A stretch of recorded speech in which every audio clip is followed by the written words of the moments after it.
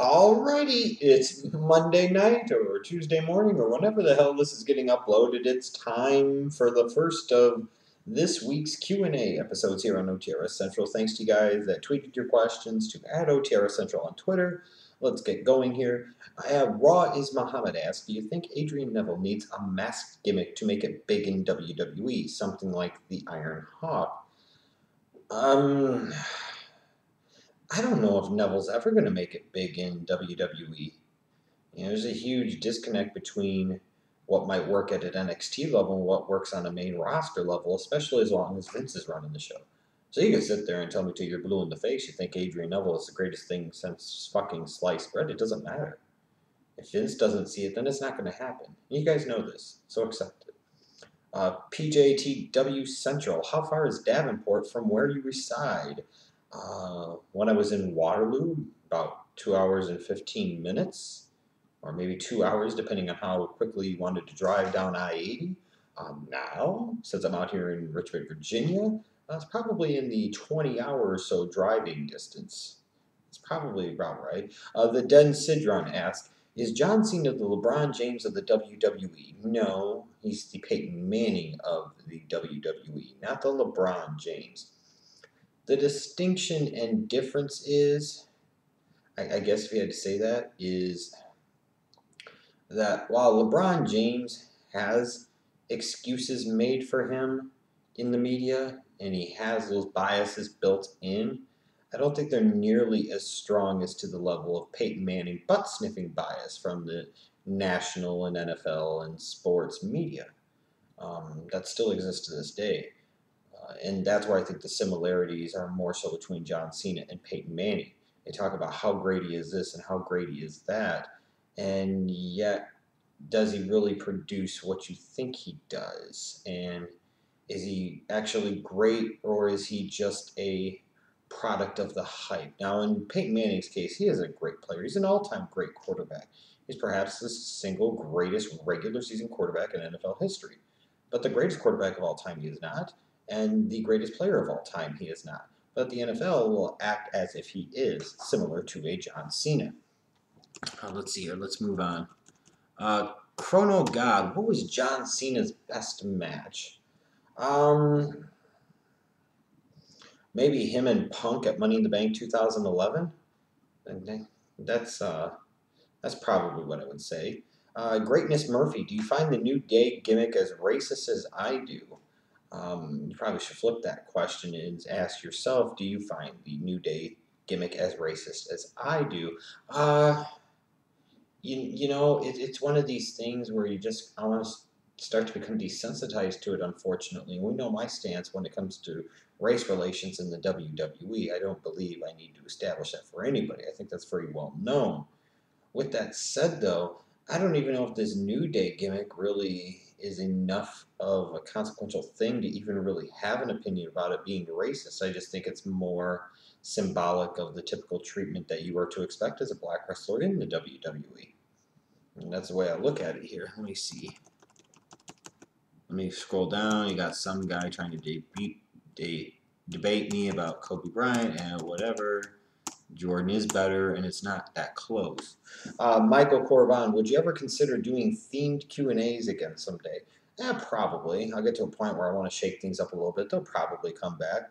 Matthew_Bizzle, do you find it annoying and unrealistic that wrestlers always go for the pin to face the TV camera? It seems so fake.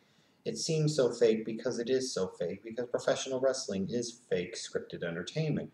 With that said, I completely and totally agree with you. Like when Ryback hits that shell shock, it's always awkward because he's falling back and then he has to come across his opponent to face the camera. I think that's dumb. The pinfall should happen in any number of places. It's just another thing of where wrestling falls into a pathetically predictable pattern. If that's the case, then why not have cameras on every angle to cover every possible place that they could possibly score a pinfall? Why does it have to be one mastered location to one master camera? That makes no sense to me. And if somebody wants to say that makes sense to them, well, you've been doing it for so many years. Maybe it no longer makes sense, and it needs to stop making sense. Let's see here. Prejudice Shot. How do you feel about the reports of Brock Lesnar allegedly leaving after WrestleMania 31? I said, huh, that about figures. We ended the streak for this guy to feud with Cena in a long-term program just so that way we could put over the UFC guy to go do UFC again. That's the intelligence level of the WWE today. Junior 1485, 6792. What were your thoughts on WCW booking Steve Mongo McMichael facing Reggie White at Slamboree 97? Reggie White contributed to the success of that show. Oh, I love Mongo to death, but god damn, he sucked. He just sucked. And WCW really thought he was great. Oh my Christ.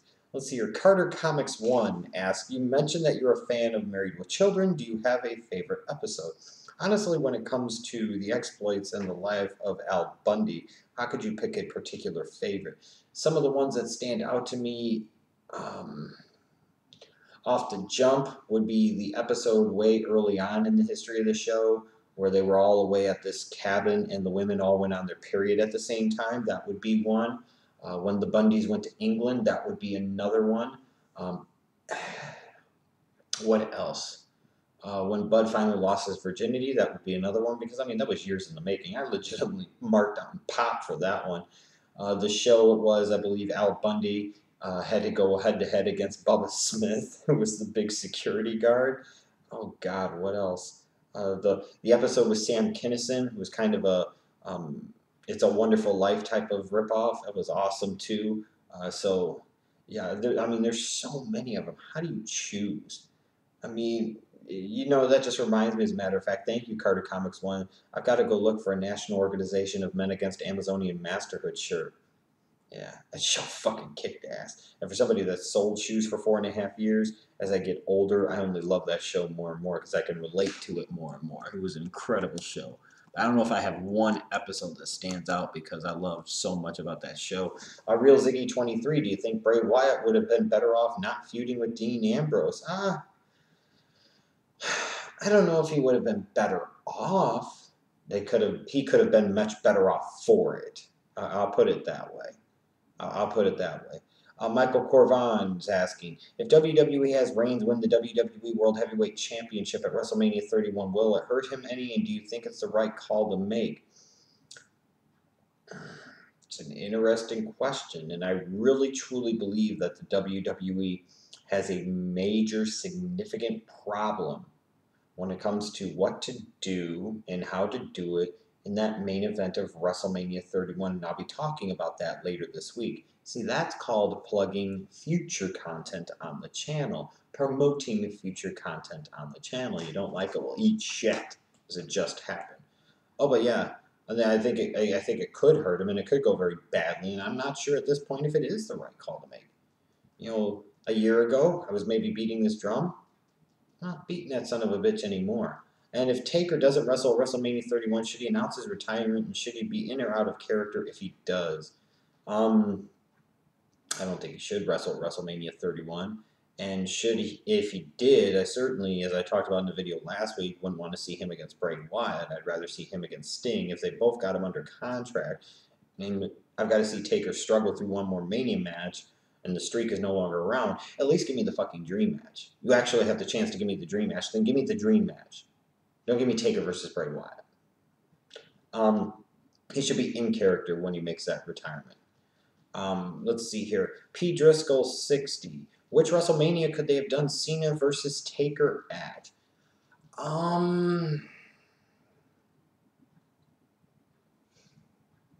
WrestleMania 30. Could have done it there. Could have done it at WrestleMania 28 when Taker was 19-0 because, man, a lot of people would have been afraid that Cena would have been the one. If you weren't going to do Rock Cena, I would maybe go to a little earlier in Cena's career, maybe WrestleMania 22 or 23, maybe 24. I mean, the bottom line is it was ridiculous and a huge mistake and a huge box office disaster, a bonanza missed to not do that match. So you find the excuse to fucking do it. And yet somehow Vince, a guy that, for all we could say about him, and largely true, has found a way over the years to give you those huge type of money type of matches, how the fuck he couldn't see that this would be a huge money match that needed to happen, that must happen, is beyond me. And P. Driscoll 60 also wants to know who will headline next year's Hall of Fame class.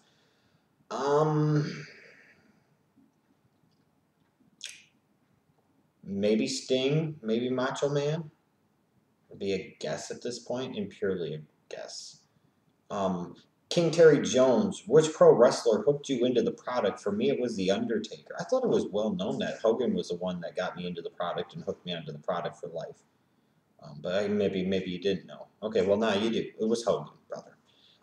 Biffo 2010. If O.J. Simpson, Ray Lewis, and Aaron Hernandez were in the WWE, would you name their faction the Murder Club? You kill 'em, we grill 'em. Stab it out. Dead man walking. Hashtag innocent. I don't know. The Murder Club. I mean, even OJ and Ray look at Aaron Hernandez and say, damn, bitch, you got street cred. You killed, what, 4 or 5 people? Can we throw Ray Caruth into this faction while we're at it? California EST 96. Is this year's post-WrestleMania season worse than 09 or in history? And did Oswald kill Kennedy? Let's see here. As far as Oswald killing Kennedy, no, I don't personally believe that. I really don't. There's too many things make it seem like that he was a patsy, a fall guy for the CIA. After you shot the President of the United States, why would you go to a movie theater in a public place with a loaded gun? It almost seems like you're being set up to be burned. We thought that there's more to the story, and over the years, most sane people, thinking people believe that now too. Hopefully someday that'll happen with 9/11 too, as people start to get further removed from it emotionally and start to realize that shit doesn't just add up. Is this year's post-WrestleMania season worse than 09? There's an argument to be made. I mean, this has been definitely bad. You know, Punk leaving hasn't helped. Daniel Bryan being hurt most of 2014 most certainly hasn't helped. But it's just been bad. It's been bad. Let's see here. Gator Nation 02. Down the line, could you see WWE pull off a successful Ambrose Rollins double heel face turn? I couldn't see them doing successful shit like that at this point in time. I mean, ugh. Darkest Night 95. How many more bunnies, grumpy cats, plot holes, and exploding TVs till WWE reaches WCW 2000 levels of stupidity? Probably still has a long way to go. If I see Tank Abbott coming down that ramp, then I will change my tune very, very quickly. It is bad, though. It's very, very bad.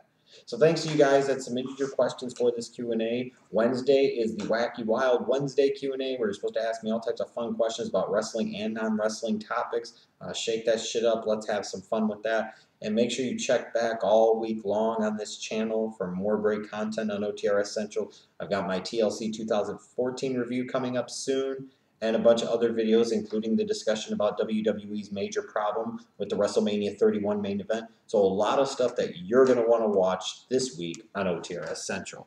And again, that was a shameless plug for more future content.